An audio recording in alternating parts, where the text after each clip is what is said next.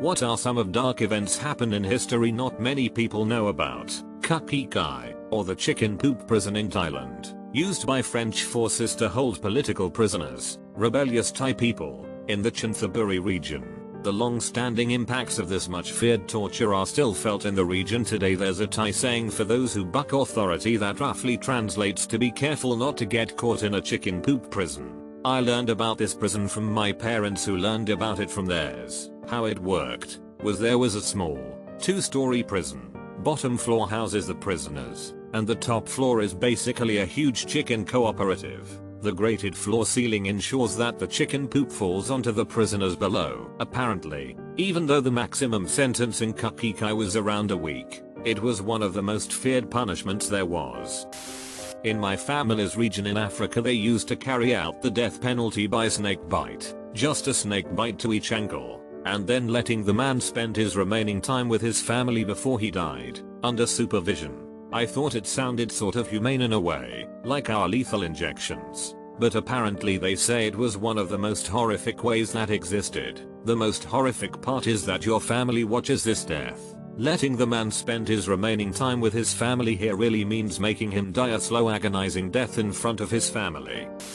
The Massacre of Kalavrita. It is a village in Greece. The Germans entered it and rounded up all the male villagers in a field. They then shot them all with machine guns. After that they got the children and women and put them in the church. When everyone was inside, they locked the doors and set fire to the church. Around 20 minutes into the burning, a German soldier couldn't take it anymore and opened the doors. Around half of the people escaped the fire but the rest perished. The German soldier was shot for this, and if you go to Kalavrita today his name is on the memorial. No one was punished for this apart from the leader of the division, who I was told by my grandmother that he died in a gulag, but everyone else got away with it. It is sad that no one knows about this, as things like this happened all over Greece and Russia and Poland. I only know about this because my great-grandmother was one who escaped in the church. This massacre was in retaliation for the villagers supporting the local resistance force, which had recently killed about 10 Nazis.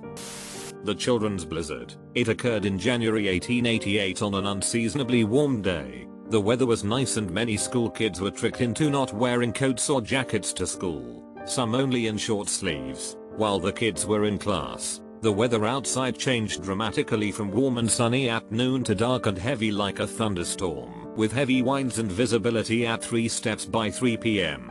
Children left school to go home and do their chores. This was in Minnesota, and were expected to milk the cows and do whatever else was involved in the family farm. But they got lost in the darkness and snow and the wind and many froze to death in their town, just yards from houses or other sources of refuge. 235 people, mostly children, died.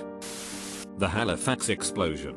Regarded by many as the biggest man-made explosion prior to the invention of the atomic bomb, a ship laden with explosives collided with another vessel in Halifax Harbor. The resulting explosion flattened much of the city's downtown core, killing roughly 2,000 and injuring 9,000. The blast is said to have temporarily displaced the water in the harbor, forming a tsunami that reached up to 15 meters high, surging over the wreckage of the waterfront. The following day, Halifax was hit by a blizzard that dumped 40 centimeters of snow on top of the city, further complicating rescue efforts. The city is also home to a cemetery where many victims of the Titanic were laid to rest. It is said that the body identification system developed at the time of the Titanic's sinking in 1912 aided efforts to identify victims of the Halifax explosion in 1917.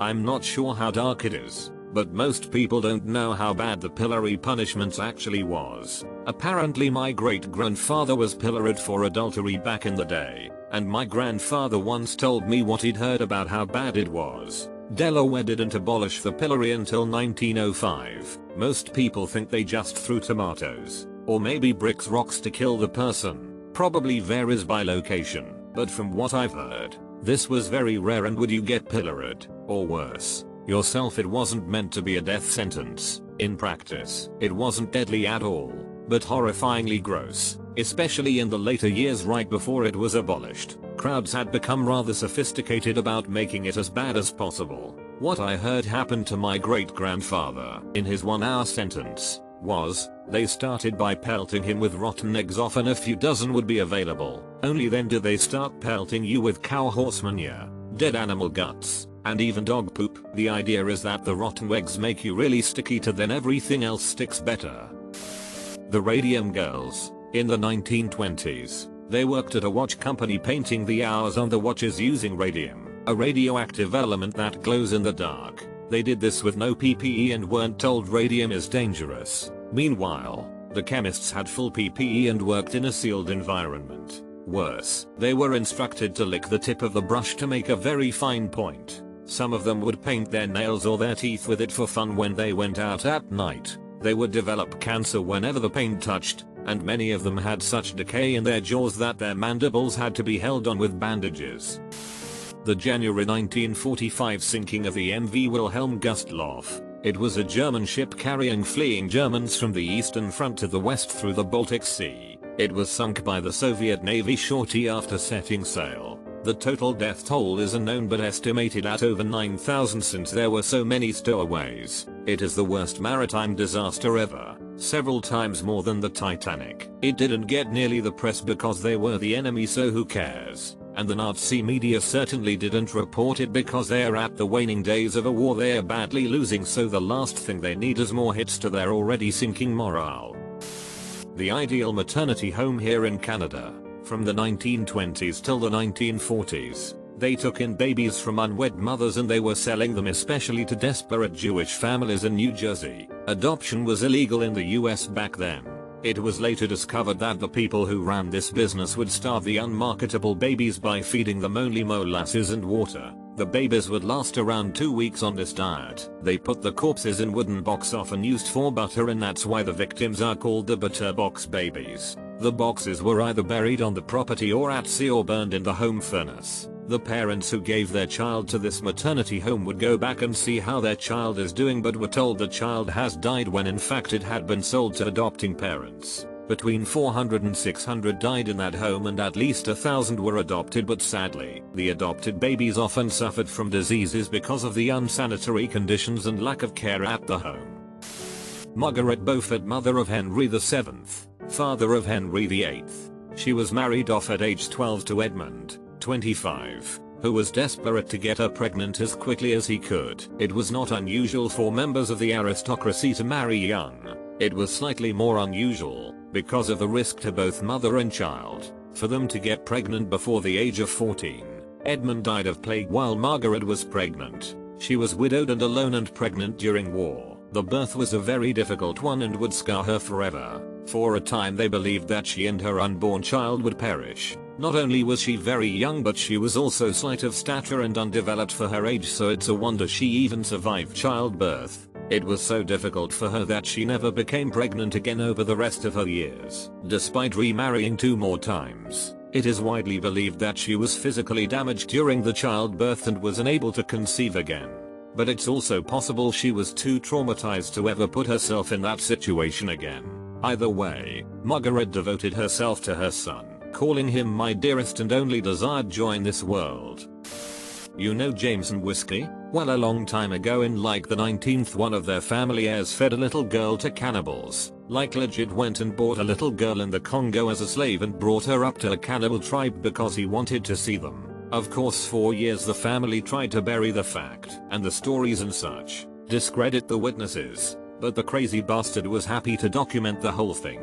His only rebuttal in case it reflected badly on him was that he wanted to see if they would do it, and his accounts matched up with the evidence witnesses had provided. Once in the 70s, a film crew was filming an episode of The $6 Million Man, and they were shooting at an amusement park funhouse kind of thing. A stagehand was moving what he thought was a prop wax figure on a noose, only for one arm to fall off, revealing human flesh and bone underneath. After an autopsy, it was revealed to be the 60-something-year-old corpse of an old Wild West outlaw that had been taxidermied to an extent. Magdalene Asylums, also known as Magdalene laundries, places of reform for women that didn't fit the idea of a good upstanding citizen. The most well-known ones were in Ireland. The women and girls were abused and mistreated by asylum staff, most of whom were nuns. There's a surprising amount of people that don't know about the Rwanda Genocide that happened pretty recently, like when Bill Clinton was president. Basically there were two types of Rwanda natives, the Hutus and Tutsis. The Hutus believed the Tutsis were invaders of land that was theirs, and after the assassination of the Rwandan leader, who was a Hutu, the Hutus were ordered to chop down the tall trees, which meant kill the Tutsis. The differences between Hutus and Tutsis were that Hutus were supposedly darker skinned, shorter in stature, and had shorter faces. That's why the Tutsis were called tall trees. The events that followed killed so many Tutsis, yet the UN was stingy to call it a genocide. They never like using that term because of its association with WWII and the Nazis. It wasn't until very recently that the killings stopped. To this day, Hutus and Tutsis that survived the genocide speak at events side by side, speaking about how terrible the events were. Highland clearances. Thousands of Scots were forcibly evicted from their homes. Many were forcibly exported to Canada, the US or Australia. Many who refused were massacred, with whole villages of women, children killed. Many died of starvation on the forced marches or from famine. Also they could farm sheep, and some ended up as shepherds in New Zealand and Australia, where the wool they produced ironically undercut the wool of the sheep who had replaced them and their ancestors in the Scottish Highlands. Anyone who's familiar with Mary, Queen of Scots, most likely knows that she was beheaded, but many people don't know how she was beheaded. My APUSH teacher told my class this story, and it's probably one of the most simultaneously interesting, funniest, and saddest executions in history. The first thing to note was that Mary wore a red dress rather than a white one for a very specific reason. After the execution of a royal or high-class person, commoners would often tear off blood-stained fabric from their clothing solely to flex that they got their hands on the blood of a noble. With red fabric, it would be difficult to see actual blood on the dress. Smart move on Mary's end. During the actual execution, it was said that Mary's executioner was not very experienced and actually missed the initial swing, jamming the axe or whatever weapon they used into the back of her head rather than through her neck. This didn't kill her yet, though, and she instead made some sort of medieval olden time exclamation that can be roughly translated to "goddamn." Not many people outside of Canada know about the abusive residential schools many indigenous kids were forced to go to, up until the 90s. But even less know that many were also experimented on in the quest to cure tuberculosis. Truly sick stuff.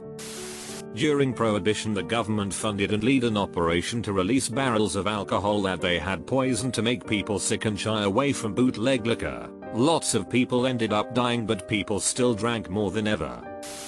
In the 1920s, the Osage Indians, Oklahoma, USA, discovered one of the largest oil fields on Earth. They went from being poor to being the richest civilization on Earth overnight. Imagine Jeff Bezos, Bill Gates, and Elon Musk living on the same street. The Osage were building mansions, hiring servants, driving exotic cars, and the women were marrying white men as trophy husbands. It wasn't long before people started moving into town and exploiting them. Slowly, one by one, they began being murdered. By the end, hundreds had died. The men were hiring people to kill their wives. Lawyers were drawing contracts to transfer oil rights and tricking the Osage into signing them. It was so crazy that it led to the birth of the FBI. This was one of their original investigations, and is still largely unsolved. Martin Scorsese is currently directing a movie about it. It's going to be based on the book Killers of the Flower Moon, which is where I learned about it.